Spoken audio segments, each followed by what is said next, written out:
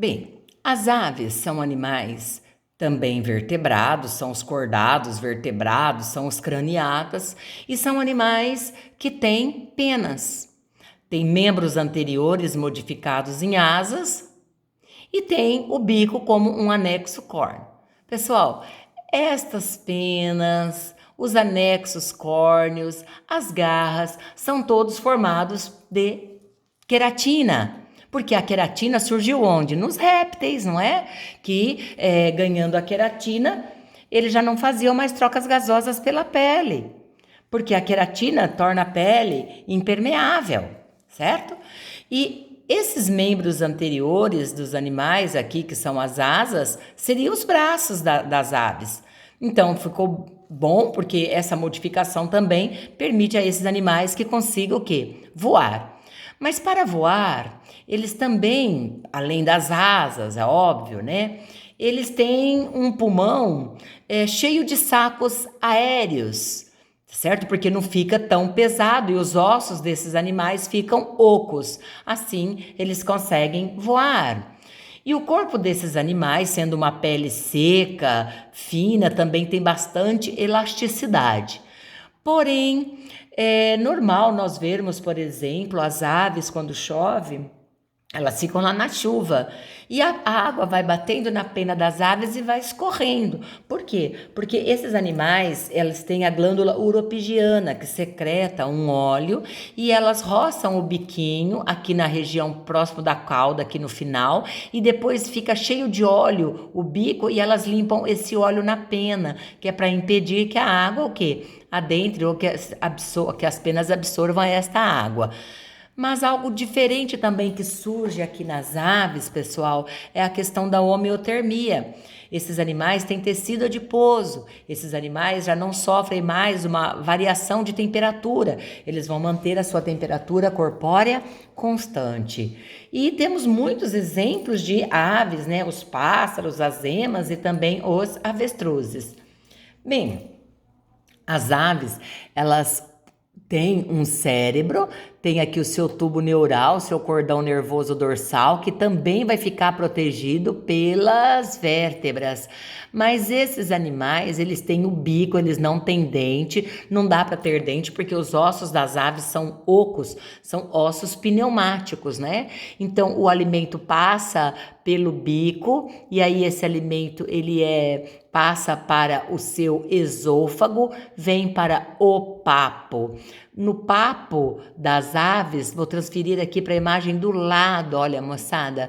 Então, aqui, olha, seria o bico, o animal passa, ingere o alimento, passa pela faringe, esôfago, o alimento cai no papo e o papo é o local onde o alimento fica armazenado e umedecido.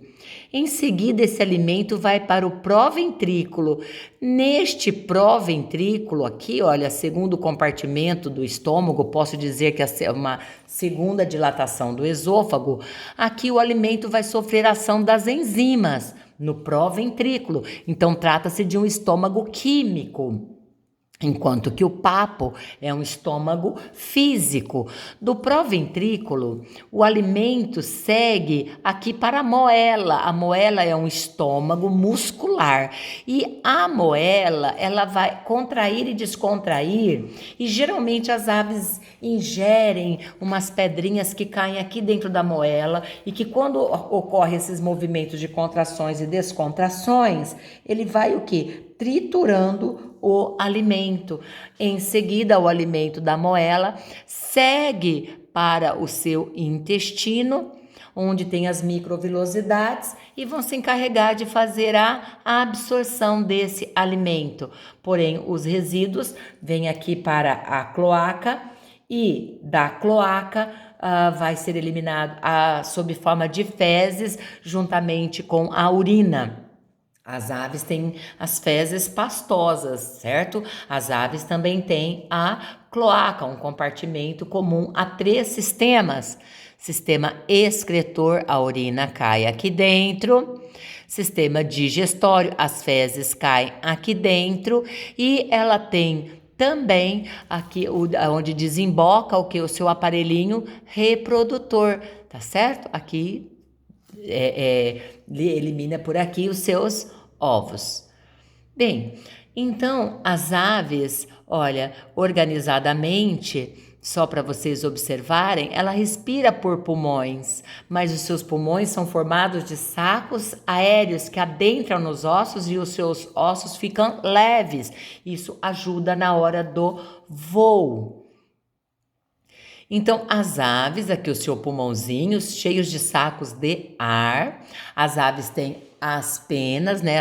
Esse eixo central é chamado de rax. E aí, aqui nós temos os feixes da pena, que são todos anexos de queratina.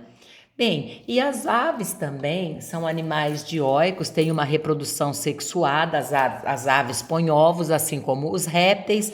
Os ovos têm as mesmas estruturas do ovo dos répteis, certo, gente? A gema, a clara, a membrana da casca, a impregnação calcária. Aqui nós temos a calasa. Quando esse ovo é fecundado, o embriãozinho vai se desenvolver a partir desse disco germinativo, sendo que o embriãozinho vai se desenvolvendo e ele é envolvido, protegido pelo âmnio, que evita os choques mecânicos.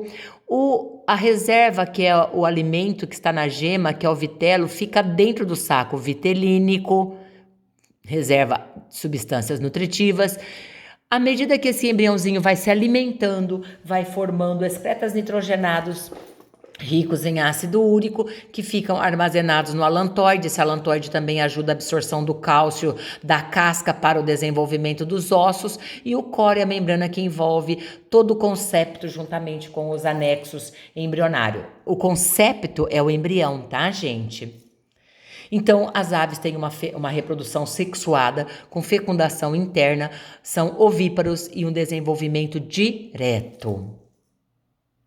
Aqui, organizadamente, né? Olha só para mostrar o embriãozinho, o âmnio, o líquido, a membrana amniótica, o saco vitelínico com o vitelo, o alantoide que armazena os excretas nitrogenados e ainda faz as trocas gasosas, e envolvendo todo o embrião e os anexos embrionários, temos o outro anexo, que é o aocórium, ou chamado de serosa, tá certo?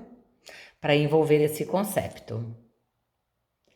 Então, as aves apresentam os seguintes anexos embrionários. Ela tem o âmnio, ela tem o alantoide, ela tem o córeo, ela tem o saco vitelínico. Dentro do ovo vai desenvolver esse embriãozinho, fora do organismo materno, mas óbvio que eles vão ser auxiliados por esses anexos embrionários que se desenvolveu tanto nos répteis quanto nas aves, e esses embriões, portanto, não terão nenhum contato durante seu desenvolvimento com a mãe.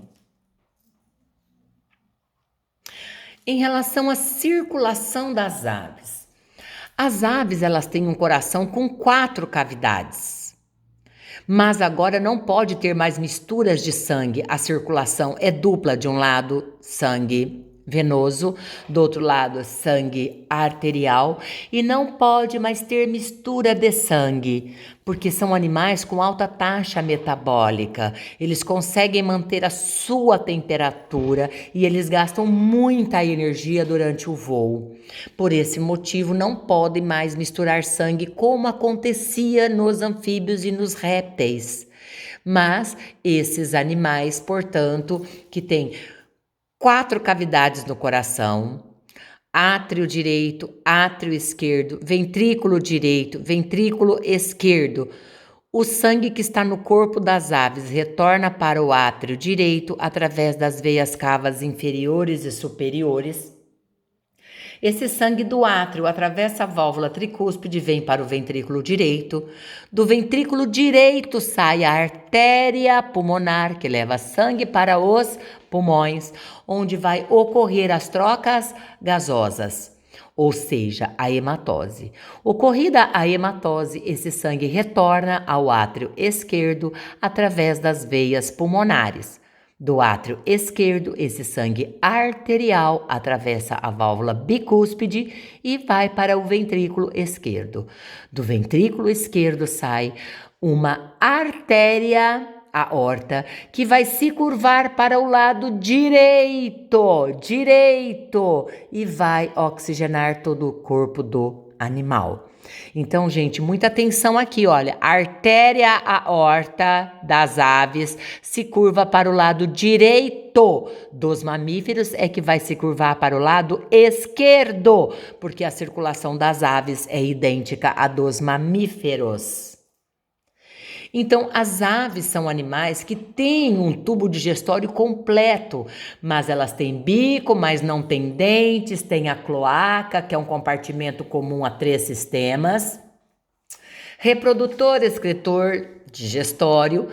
As aves têm um estômago complexo, porque tem o papo, onde armazena o alimento, e o papo é o estômago físico, o proventrículo, que é o estômago químico, e a moela, que é um estômago mecânico.